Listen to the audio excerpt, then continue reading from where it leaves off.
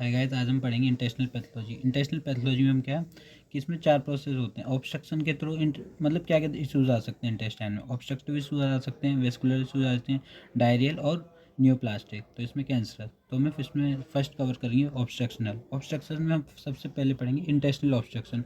Intestinal obstruction में क्या होता है कि इंटेस्टाइन 2 पार्ट होते हैं, स्मॉल इंटेस्टाइन, लार्ज इंटेस्टाइन। तो इसमें जो ऑब्स्ट्रक्शन रहेगा तो इंटेस्टिनल ऑब्स्ट्रक्शन में पढ़ेंगे। तो यहाँ फर्स्ट है, इसमें सबसे फर्स्ट है हर्निएशन। हर्निएशन बेसिकली क्या है, bulging of an organ tissue, मतलब किसी भी ऑर्गन और टिश्यू का किसी भी अपनी वॉल, नॉर्मल वॉल से, मतलब पेरिटोनियम से बल्ज आउट होना, तो इसको हम बोलेंगे हर्निएशन। तो बल्जिंग ऑफ एन ऑर्गन और tissue through a abdominal opening, किसी भी एब्डोमिनल ओपनिंग है। तो इसमें सबसे फर्स्ट क्या है, बेसिक और जो सबसे मेजर देखने को मिलता है, तो मिलता है अम्बिलिकल हर्निया। अम्बिलिकल हर्निया इसलिए क्योंकि umbilical is a physiological scar. ये बाई बर्थ जैसे आपने देखा होगा कि अम्बिलिकल स्कार होता है, तो जब भी कोई भी एब्डोमिनल वो इंटेस्टिनल पार्ट होगा जो निकल वो अगर बल्ज आउट होगा तो अम्बिलिकल रीजन से होगा, तो इसको अम्बिलिकल स्कार बोलेंगे।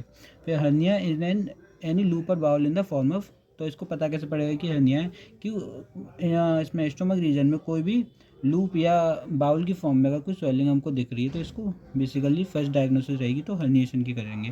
तो इसमें भी कई टाइप की हर्निया है। तो इसमें फर्स्ट है इंग्वाइनल हर्निया। तो इंग्वाइनल हर्निया जो मिलता है कॉमनली मेल्स में मिलता है। अगर यही इंग्वाइनल हर्निया कब देखने को मिलेगा कि जब डीप इंग्वाइनल रिंग जो है वो अगर मतलब प्रॉपरली क्लोज नहीं होगी, तो हमको देखने को मिलेगा इंग्वाइनल हर्निया। अब इंग्वाइनल हर्निया भी 2 तरह का, डायरेक्ट और इनडायरेक्ट इंग्वाइनल हर्निया। तो इसमें देखो, इसमें समझते हैं। देखिए इसमें क्या है कि इंग्वाइनल हर्निया 2 हैं, कि डायरेक्ट और इनडायरेक्ट। तो इनडायरेक्ट में देख क्या होता है कि अगर ये जो बल्ज मतलब लार्ज इंटेस्टाइन जो बल्ज हो रही है, अगर वो डायरेक्ट इसमें आ जाएगी, इंग्वाइनल रिंग के इंग्वाइनल पार्ट में अंदर तक डीप तक जाएगी, तो इसको बोलेंगे इनडायरेक्ट हर्निया।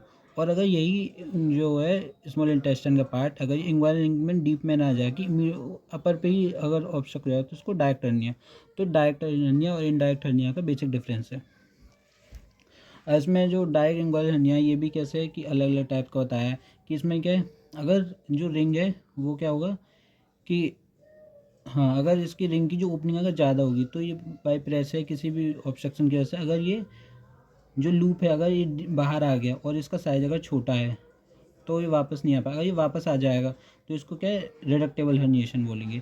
अगर रिंग का साइज छोटा है किसी भी प्रेशर की वजह से, अगर ये लूप जो है बाहर की साइड आ गया और ये वापस बैकफ्लो नहीं हो पा रहा, तो इसको अनरिडक्टेबल बोलेंगे। तो मोस्टली जो हर्निया होते हैं वो अनरिडक्टेबल ही होते हैं। अब हम बात करें स्ट्रैंगुलेटेड हर्निया। अगर स्ट्रैंगुलेटेड हर्निएशन में क्या होता है कि ये जो लूप था ये जो बाहर आ गया है, अब ये क्या वापस अंदर तो जा नहीं पाएगा। इसकी वजह से क्या होगा, इस जगह पे प्रेशर पड़ेगा।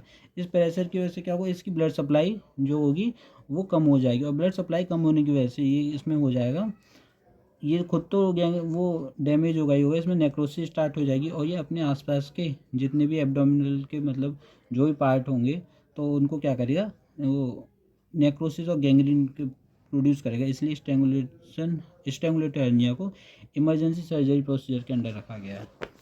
इसके बाद करेंगे फिर थर्ड था, बी था वॉल्वुलस। वॉल्वुलस में क्या होता है कि इंटेस्टाइन के बोल जो पार्ट्स हैं, इनमें क्या होगा ये खुद ही मुड़ जाएंगे आपस में, तो इसको हम बोलेंगे वॉल्वुलस। ठीक है। तो ये मोस्टली ओल्ड पीपल से मिलता है या फिर चिल्ड्रन मिलेगा। तो इसको बेसिकली ट्विस्टिंग इंटेस्टिनल लूप।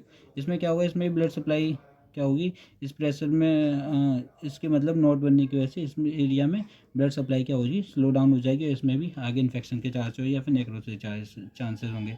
सी इसमें होता है एडेशन। एडेशन में क्या होगा कि जो इंटेस्टाइन के लूप्स हैं वो ये आपस में क्या करेंगे, एडर हो जाएंगे एक दूसरे, तो इसको एडेशन बोल देंगे। तो एडेशन हर्निया हो गया।